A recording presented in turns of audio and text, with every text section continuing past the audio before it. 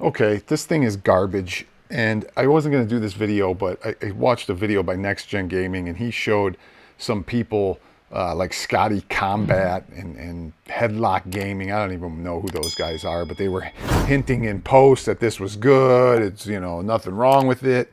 It's bad. I mean, just just alone the online play has destroyed this thing, and it's so bad.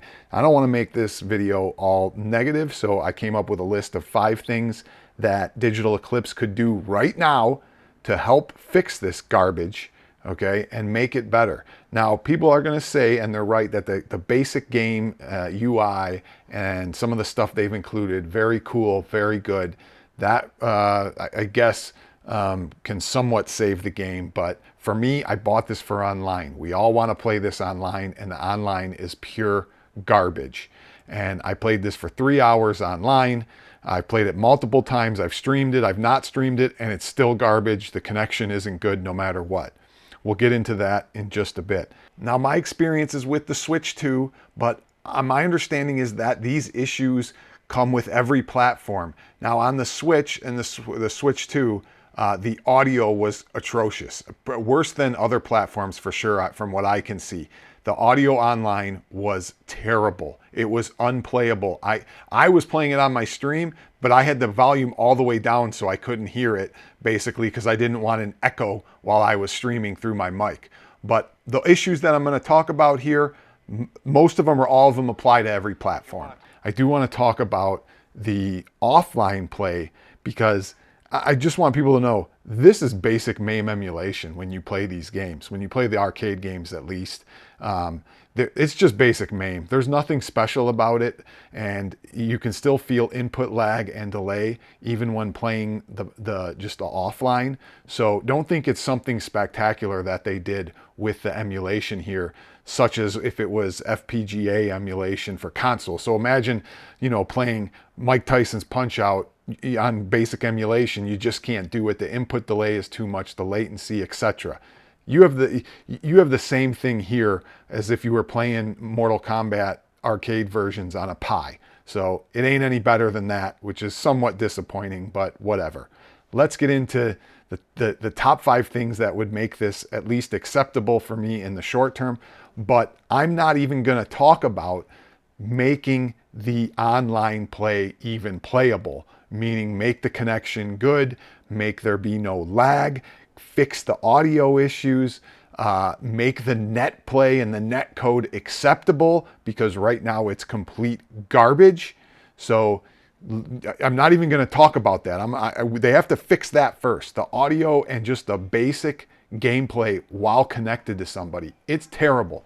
So once they do that, then they need to do these 5 things, which I'm not even including things like don't go all the way back when you're done with a match and you disconnect or you exit that match. It sends you all the way back, and then you got to pick your game again, and then you got, like, there's little things like that.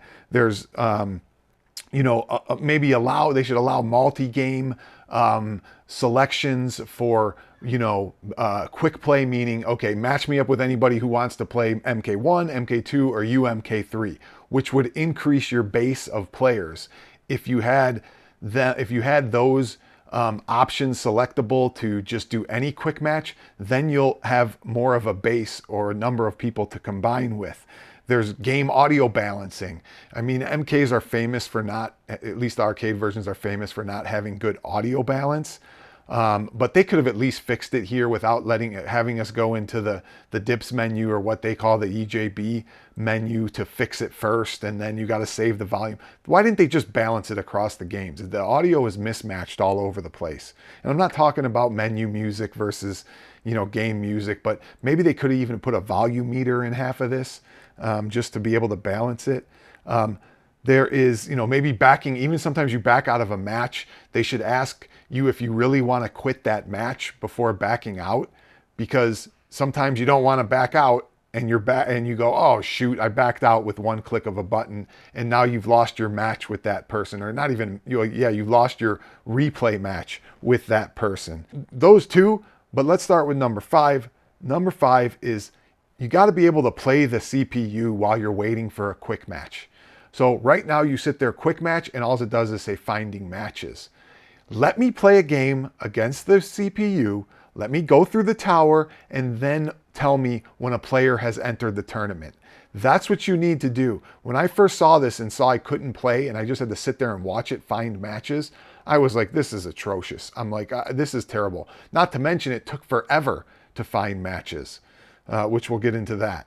Number 4, you got to allow chat somehow. They have to figure out how to allow chat in these things, if even if it's just typing or something. Most games have chat lobbies, and I know they'll fix that probably when you get a lobby. But even like RetroArch, you can type while you're online playing in RetroArch. Figure out how I can at least communicate with the other person I'm playing with in some fashion through typing on a keyboard or whatever. Number 3.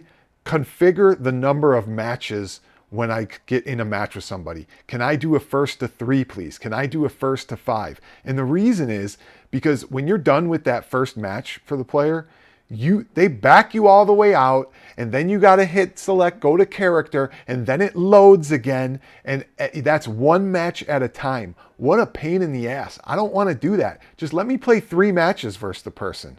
Okay, let me play 5 versus the person, and then back me out. I mean, that was just terrible that we don't even have the option to select number of matches for my quick match. Number 2, show the player info. Show their name while I'm playing them. I can't even see who I'm playing. And when we select the same character, I get confused sometimes which side I'm on. I'm like, oh shoot, I got to figure out which side I'm on. I forgot. Am I player 1 or player 2? They don't even have the names of your login or usernames at the top. They don't have signal strength. They don't have, I'd like to see what system they're on. And if I'm on the Switch 2, are they on the Switch 1? I'd like to know if they're wired or wireless. I'd like to know their player input lag setting. So show all this at the top so I can see what's going on and who I'm playing. Okay, before we get to number 1, make sure you like this video and subscribe. Leave a comment. Tell me what you think they need to fix right away. But if you like this content, make sure you like and subscribe. Number 1, they have to fix the matchmaking speed of finding matches. You sit there forever trying to find a match, and I know there's people online. I know there's other people looking for matches because I was streaming and people were on there trying to match with me, and it was taking forever. So there's got to be something wrong too, because there was a huge bug where I would back out of finding a match. Say I was in Mortal Kombat 1, I would back out and say, I'm going to go to Mortal Kombat 3 and try and find a match. I'd go into Mortal Kombat 3, start trying a quick match, right? Start finding, and then it would say, we found you a match. And when it opened up the game, it matched me with somebody from Mortal Kombat 1. But I had already backed out of that quick match and was starting a quick match for UMK3. That's pretty cool. And yet it matched me with somebody in Mortal Kombat 1. So there is some wacky thing going on with their quick match. It's broken and it stinks, and I hate sitting there waiting forever to find matchmaking. So fix that immediately, please. I'm begging you. Hey, thanks for watching The Rexer Show.